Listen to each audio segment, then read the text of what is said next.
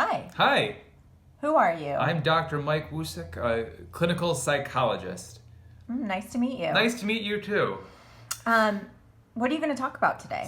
Emotional intelligence. Ooh, what is that? Emotional intelligence is our ability to monitor our own emotions and feelings, and also to interpret the emotions and feelings of other people, to tell the difference between emotions, and to use emotions to make choices and decisions on our actions.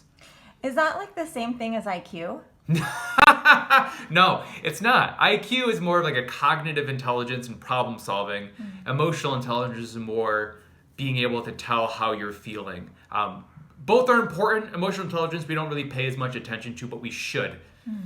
How is it different than social intelligence? Social intelligence, that's a great question. Social intelligence is more about how we interact with other people as far as teamwork goes. So it's more of an aspect of relationship skills, social skills, and knowing how to manage with other people. There's an overlap between emotional intelligence and social intelligence. A lot of times we kind of blob them both together into social emotional learning. So it's like a Venn diagram where there's a lot of overlap, but there's some unique things on the outer rims. So, how do you teach social emotional skills to, like, let's say 2 to 5 year olds?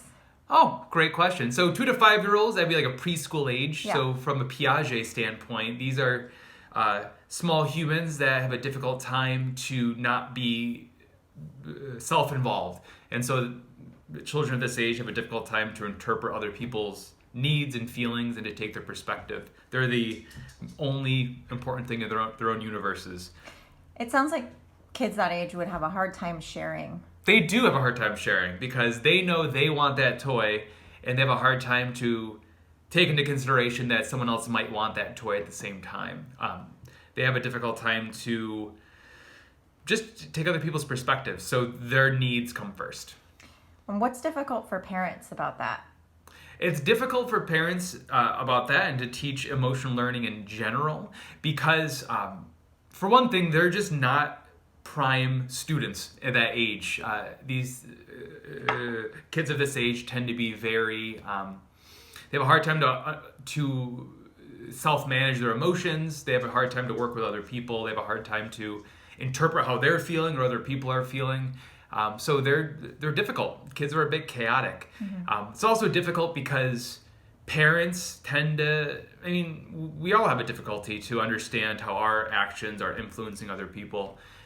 And so we feel like we might be effective at punishing and rewarding at that age, but we might not be having the intended impact.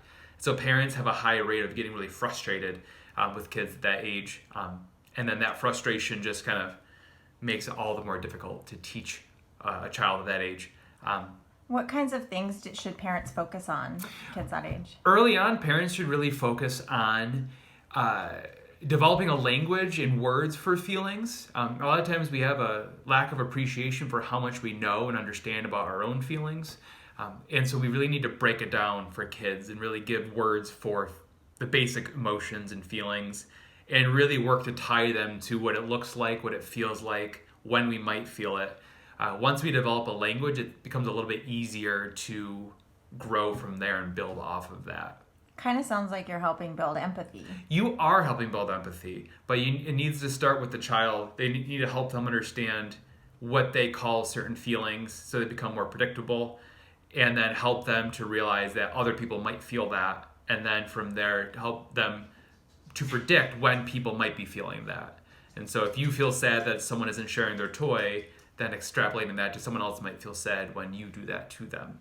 Well, that's been really helpful. Good. Thank you so much. You're welcome. All right, see you later. All right, bye.